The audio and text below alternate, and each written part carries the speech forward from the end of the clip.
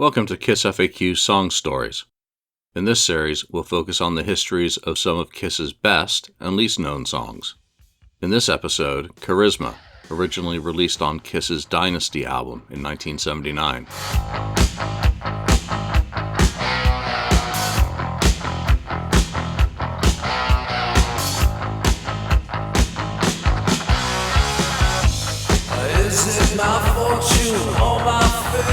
It was the input of Kiss's business manager, Howard Marks, that spurred Gene Simmons to write this song. Those sorts of contributions were nothing new to Howard, as he'd also received an earlier songwriting credit for Living in Sin on Gene's 1978 solo album. Howard had something of a musical background, having written jingles with Sean Delaney for their music department company.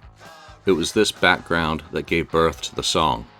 In his Gene Simmons Vault book, Gene recounted to Ken Sharp, Marks couldn't play an instrument. He may have been tone deaf, but he had ideas.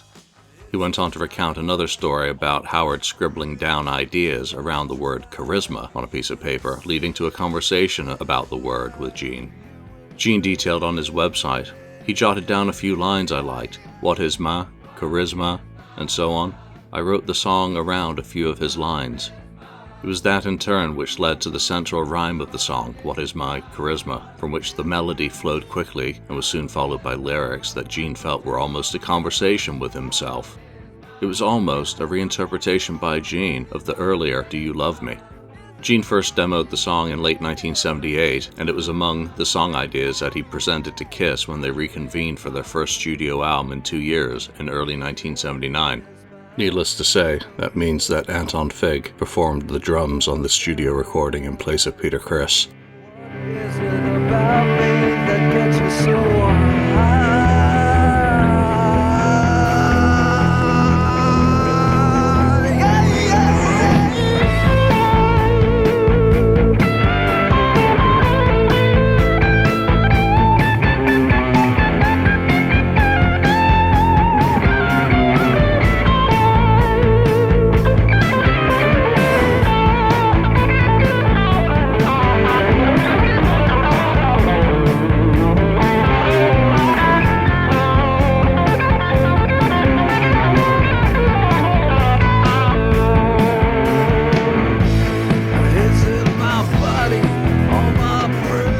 Gene has suggested that he performed all of the instruments on that demo recording, which was released in 2017 as part of his Gene Simmons Vault collection. The Dynasty song may not be one that immediately comes to mind when thinking of that album. However, it was used as a B-side on the US promotional and international 12-inch disco single for I Was Made for Loving You, but it didn't receive much further notice at home. It was also ignored when Dynasty material was added to the band's set for the Return of Kiss tour in 1979. During Kiss's Don't Drink the Water promotional visit to Mexico in September 1981, the then lineup lip-synced a performance of the song on the Channel 13 Applause television show. Also performed was I Was Made for Loving You following an interview with host Jimmy Forsone. When that visit was originally being planned, it had been hoped that they would be performing the first single from a new album. However, The Elder wasn't ready at the time, and the 12-inch single in Mexico had sold over 121,000 copies, along with the 7-inch EP being their best-selling release to date with sales of over 250,000 units. With that sort of popularity, it's a no-brainer that those two songs were selected as the lip-sync candidates for the television show performance. But it did strike an odd contrast seeing Kiss wearing Elder costumes performing Dynasty material. The song was unsuccessfully attempted by Kiss during the convention era.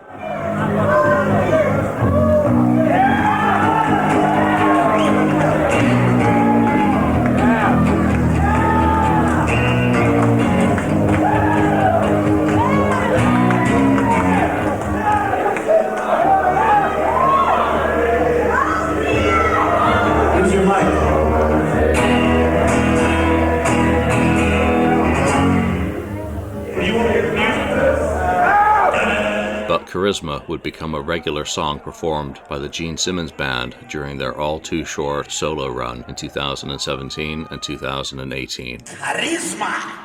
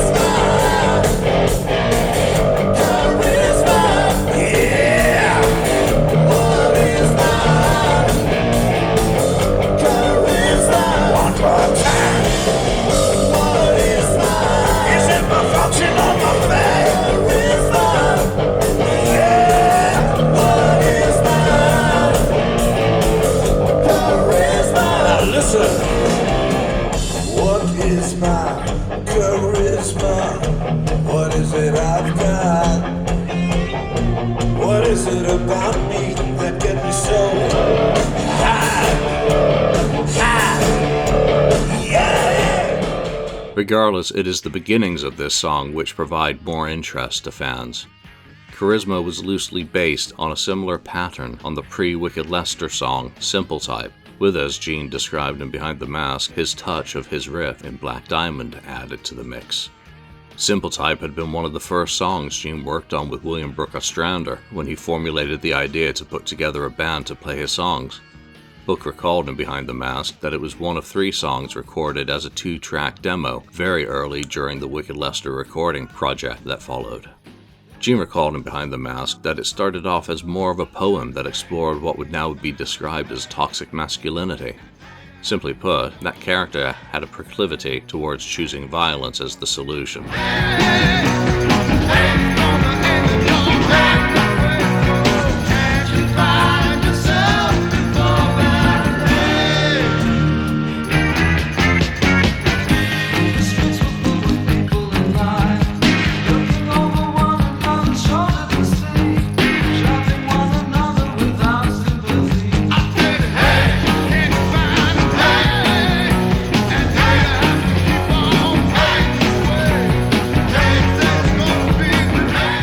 Brooke recalled, Gene and I had many discussions over the educated way versus the non-educated way in music. That was one of those songs where Gene did a bunch of things that he wasn't supposed to do.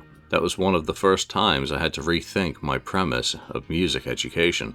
Following Wicked Lester's demise, Ostrander moved to Emporia, Kansas to pursue his master's degree in music theory and composition while continuing a lifetime vocation for teaching music. It might seem an odd sense of philosophy from the demon, yet he recalled, I had these hippie-esque notions. Can't you find a way? Why do you have to keep on fighting this way? Needless to say, the content of Simple Type fit neatly with the Vietnam peace and love era, even if thinking of Gene Simmons as a hippie is a bit of a stretch to the imagination.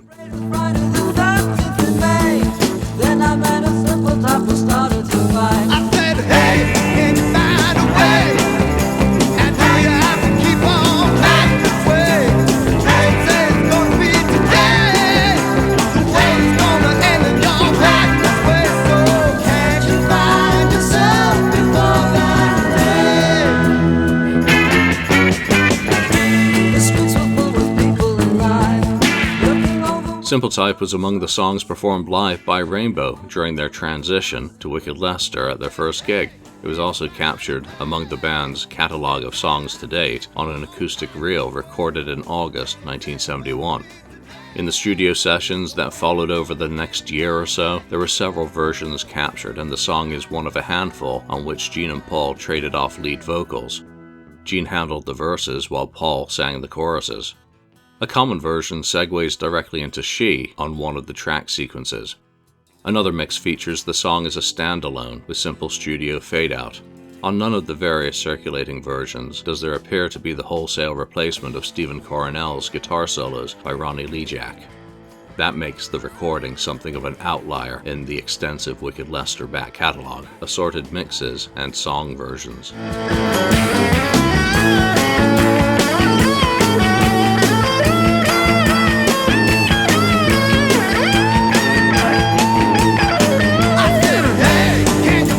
The copyright of the song was registered on November the 27th, 1972, published via the Gladwin Music Publishing Corporation. It's interesting to note that both Gene and Paul used their adopted stage names for the copyright registrations of their Wicked Lester songs at this time, providing some of the earliest evidence of that use prior to the Lynn Christopher album, which has generally been considered their first professional usage of those adopted stage names. The song also survived the transition into Kiss, being performed at the band's first show at the Coventry on January the 30th, 1973. What form it took that night is unknown, but it was still in the band's set when the Daisy Show was captured in June.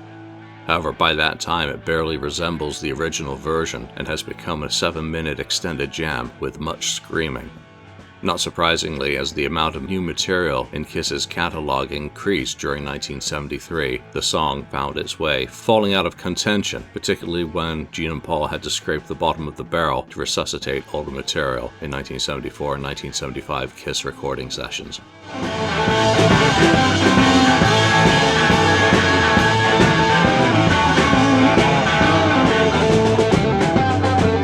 Oh, I was walking down the street one day, celebrating Friday the 13th in May, and I met a simple type who started to cry. I said, hey, can't find the way. How do you have to keep on riding this way?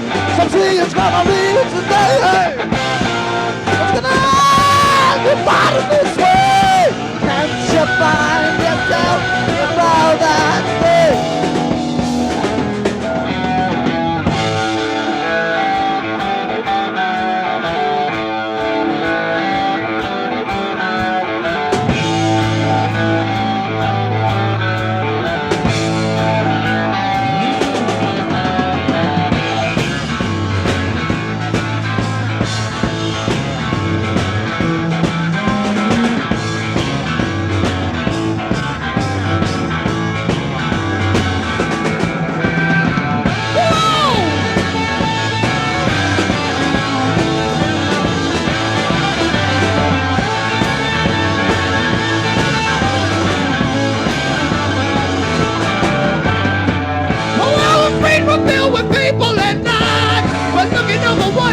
Shoulder to see, babe, with one another without sympathy. I said, hey, how far the way? I do have to keep on out of this way. Don't say it's gonna be